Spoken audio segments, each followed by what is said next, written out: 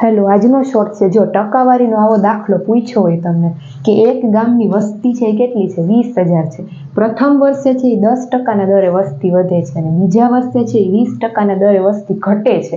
તો 2 વર્ષના અંતે કુલ કેટલી વસ્તી હશે? સૌ પ્રથમ તો વસ્તી કેટલી છે? 20,000. પ્રથમ વર્ષે 10%ના દરે વધે છે, એટલે જો 100 હોય તો 100માં 10 વધારી 10%, એટલે 110 થઈ જાય, એટલે 110/100. અને બીજા વર્ષે 20%ના દરે ઘટે છે, એટલે 100માંથી 20 ઘટાડી તો 80 થઈ જાય. ઘટે છે એટલે બાદબાકી કરવાની, 80/100. હવે આનું સાદું રૂપ તમે આપશો 20,000 × 110 × 80 નીચે 100 × 100. સાદું રૂપ આપશો એટલે તમારો જવાબ શું આવશે? 17,600 કુલ 2 વર્ષના અંતે વસ્તી. આ તમારો આન્સર આવશે.